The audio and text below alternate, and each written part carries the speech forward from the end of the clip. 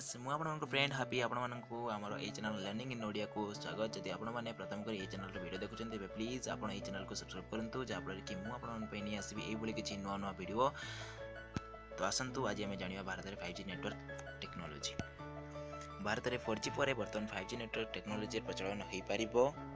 भारत सरकार और केंद्र टेलीकॉम मंत्री मनोज सिन्हा द्वारा भारत रे एक उच्च स्तरीय कमिटी गठन कराई जहाँफल कि 2020 सुधा ये टेक्नोलॉजी प्रतिष्ठा हेबो।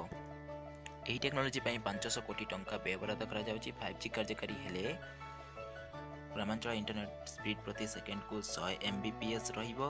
सेहिपरि सहरांचल यह 10,000 Mbps रहिबो। 4G इंटरनेट द्वारा आम गोटे HD फिल्म को डाउनलोड करने 10 मिनिट नेउता बेले यह 5G नेटवर्क रे केवल गोटे सेकेंड ही संभव हो पारछि, कारण एथरे डाटा ट्रांसफर हाई स्पीड रे गति करिवो। पूर्व सरकारक मिलित सहायता रे BSNL एयरटेल थिबा नेटवर्किंग व्यवस्था को 5G को अपग्रेड करिया पे पदक्षेप निया जायतिला। सेहिपरि केतक क्षेत्र रे कंपनी मानक सह नोकिया मध्ये चुक्तिनामा स्वीकार करिछि। जदि आपण मानक ए वीडियो भलो लागिला तबे वीडियो को लाइक शेयर करंतु। आ हां आपण माने आपणक मतामत टी कमेंट बॉक्स रे निश्चय लिखतु। जय जगन्नाथ। We'll